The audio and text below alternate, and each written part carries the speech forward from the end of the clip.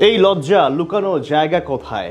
West ইন্ডিজের পর এবার আয়ারল্যান্ডের বিপক্ষেও পরাজয় দিয়ে সিরিজ শুরু করলো বাংলাদেশ।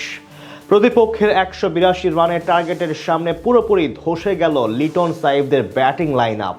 তাওহিদ হৃদয় একা স্বপ্ন দেখালেও বাকিরা শুধু এসেছেন আর গিয়েছেন, কেউই নিতে পারেননি দায়িত্ব। আয়ারল্যান্ডের বিপক্ষে এমন লজ্জাজনক পরাজয় নিয়ে বাকিরা জানবো রিপোর্টে। টেস্টে আয়ারল্যান্ডকে হোয়াইট ওয়াশ করার পর এবার টি-20 মিশন সামনে আসে বাংলাদেশের। চট্টগ্রামের সাগরিকায় আজ টসে জিতে বল করার সিদ্ধান্ত অধিনায়ক লিটন কুমার দাসের। একাদশে 3 পেসারের সাথে 2 অফ স্পিনার, এভাবেই সাজানো হয়েছিল নিজেদের বোলিং বিভাগ। সাগর পাড়ের ব্যাটিং স্বর্গে আজ প্রথম ব্যাট করতে নেমে দারুণ শুরু করেন আইরিশ 2 ওপেনার পল স্টার্লিং এবং টিম ট্যাক্টর।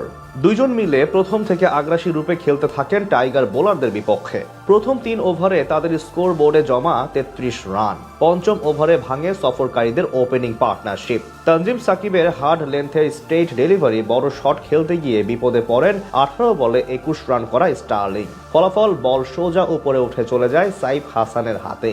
1 উইকেট হারানোর পর আয়ারল্যান্ডের হয়ে নতুন করে জুটি গড়েন 2 আপন ভাই টিম ট্যাক্টর এবং হ্যারি ট্যাক্টর। পাওয়ার প্লেতে 48 রান তোলেন তারা। ধীরে ধীরে বিপজ্জনক হতে থাকা বড় ভাই হ্যারি ট্যাক্টরকে ফিরিয়ে ব্রেক থ্রু এনে দেন রিশাদ হোসেন। তার বলে বাউন্ডারি লাইনে ক্যাচ দিয়ে 32 রানের ইনিংস খেলে বিদায় নেন এই ব্যাটার। 10 ওভার শেষে আয়ারল্যান্ডের স্কোর বোর্ডে জমা পড়ে 77 রান। মাঝে 14 বলে 18 রানের ইনিংস খেলে শরীফুল ইসলামের শিকার বনে সাজঘরে ফিরে যান লরকান টাকার। কিন্তু এক প্রান্ত আগলে রেখে দারুণ খেলতে থাকেন হ্যারি ট্যাক্টর। কার্ডিশ ক্যাম্পফায়ারের সাথে গড়েন 44 রানের পার্টনারশিপ। 24 রানে সাকিবের বলে ক্যাম্পফায়ার বিদায় নিলেও অর্ধশতক তুলে নেন ট্যাক্টর। এরপর আরো বেশি আগ্রাসী হয়ে ওঠেন তিনি। শেষ পর্যন্ত 5টি ছক্কার সাহায্যে তার 45 বলে 69 রানের ইনিংসে ভর করে 181 রানের পুঁজি পায় আয়ারল্যান্ড। বল হাতে জোড়া উইকেট নেন তানজিম সাকিব। জবাব দিতে নেমে একদমই সুবিধা করতে পারেননি টাইগার 2 ওপেনার পারভেজ হোসেন ইমন এবং তানজিদ তামিম। ওয়েস্ট ইন্ডিজের বিপক্ষে সর্বশেষ সিরিজে সর্বোচ্চ রান সংগ্রাহক তামিম আজ ছিলেন পুরোপুরি ব্যর্থ।